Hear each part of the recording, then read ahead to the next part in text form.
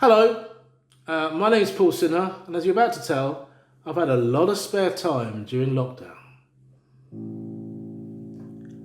Where do I begin? Listing these actresses and what they did to win. Let's start with a film called Morning Glory. On Golden Pond, a tedious story. Lion in winter, oh, a black man's coming to dinner. Congratulations, Katharine Hepburn, you're the only four-time winner. Until this year, McDormand had won it twice, now the Maestro's won it thrice, for three big narrative stories. Was it Argo or Chicago? No, the films were Fargo, Nomadland and Billboards in Missouri. Then I thought it would be nice to list the ones that won it twice. Betty Davis, Jezebel, and for the film Dangerous as well. On a plantation called Tara. Vivian Lee, Scarlett O'Hara, like Tara, she was on fire in a streetcar named Desire. Ingrid Bergman won for the films Anastasia and Gaslight. Yes, Oliver, it was Gaslight. As I told you 4 times last night, he's always confusing me, it's borderline abusing me. That's a little sketch about the word gaslight.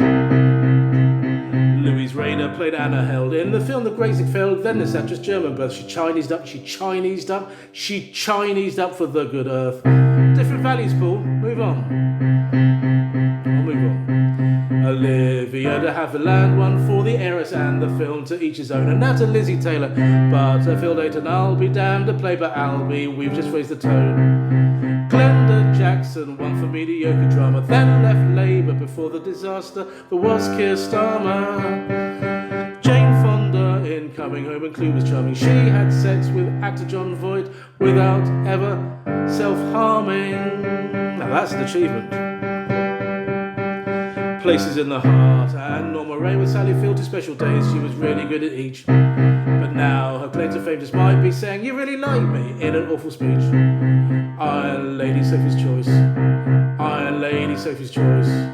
Iron Lady, Sophie's Choice. The more times I say this line, the better chance you got of getting the joke in 15 seconds time. Iron Lady, Sophie's Choice. Meryl Streep showed range of voice. They say she's never been finer. But in both films, what she got wrong is the worst taste shock of this song. She destroyed the lives of minors. No pride there, no pride whatsoever.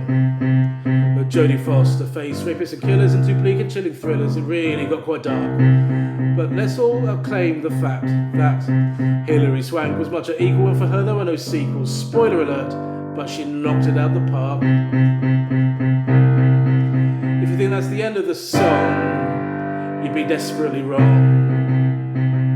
We now go back to the beginning, we're the ones that thrill the nation, but winning this award on a solitary occasion.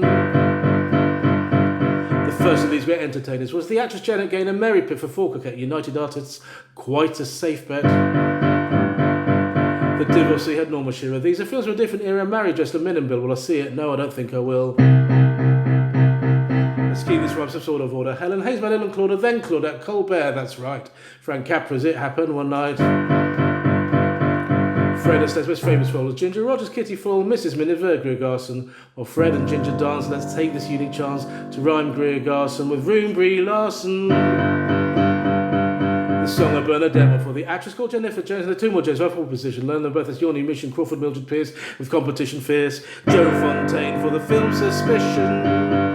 What about Ronald Reagan's first wife? Well, Jane Wyman, when she was in the film Johnny Belinda, is where she wanna go. If you want to finish off the 40s, get this pianoforte to play a slightly different song. Loretta Young, Loretta Young.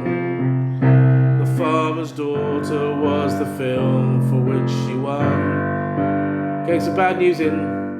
Turns out we've only reached the 1950s. Judy Holliday won for a film that's called Yesterday. Shirley Booth, Come a Little Sheba, famous then, much less today. The country girl Grace Kelly had a stroke that caused a car to crash with this spoon, but Junior wed a bloke who made a car to cash. Slow down, Paul, there was a joke in there somewhere. The country girl Grace Kelly had a stroke that caused a car to crash. Reese Witherspoon played June, who wed a bloke who made her car to cash. There you go, much clearer.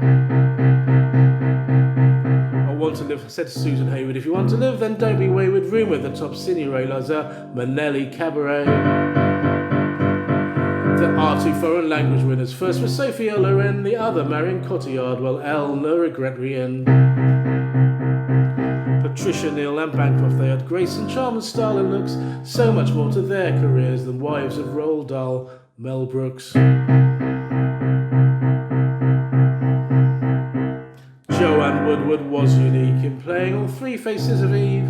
Sandra Bullock, also unique, winning for All About Steve. Ooh, minor chord. That one means I've got it wrong. Compute. Ah yes. Jealousy raging through the industry, keeping egos on the ground, giving them a run around. It was out of spite, you see, she earned a golden raspberry. Same weekend she showed such pride in the film Blindside. Sue me Brandon Flowers, come on, sue me Brandon Flowers. Did I just include that line because it rhymes with Kidman in The Hours? I think I probably did. Rose to Anna Magnani, Julie Andrews, Super Nanny, Barbara Streisand playing Fanny, Jessica Tandy, racist granny. Maggie Smith taught teenagers who were in their prime. Julia Roberts fought environmental crime. I'm still just a quizzer of a certain age, yet I don't know who the hell is Geraldine Page.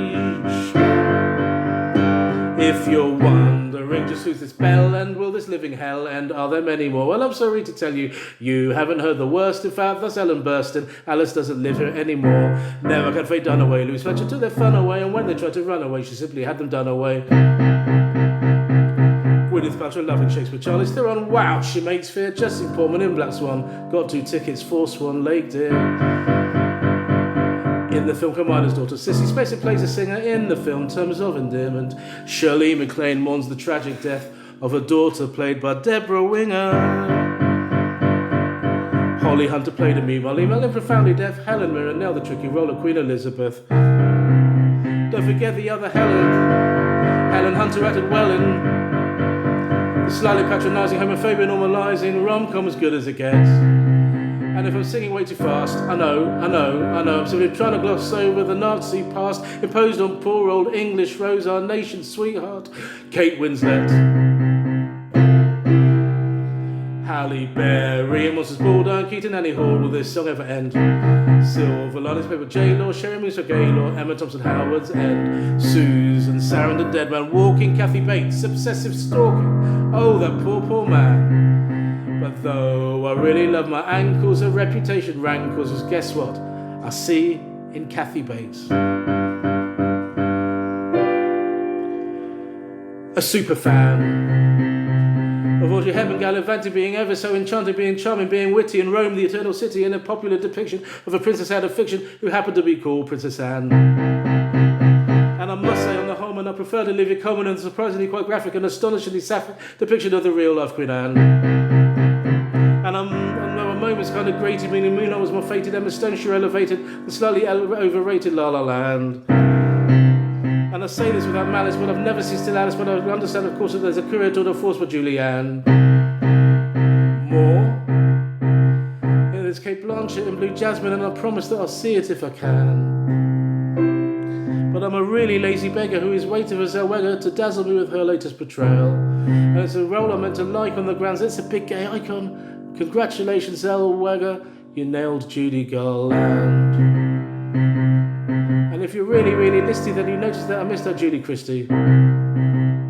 Not for Fargo, not for Argo, she was hell, not for Chicago, it was for a film called Darling rather than Dr. Zhivago. And I hope that you've enjoyed this epic marathon song that I've entirely self-written and sang. But if you're really good, you know that there was still one left to go, and like the rock band ELO of Mr. Blue Sky, Jessica Lange. And of the ones that fell to win it, the most talented by far is the actress that I now describe as Glenn Close, but no cigar. But this cup price, Richard Stilger really dreams the next Oscar will go to the exquisitely heart-rending and occasionally gender-bending actress Where Bunnies and Dalmatians go to meet their ending. Whoever's next year's host, please just shout out the words Glenn Close, and finally reward my favourite female Hollywood star. Good luck, Glenn Close.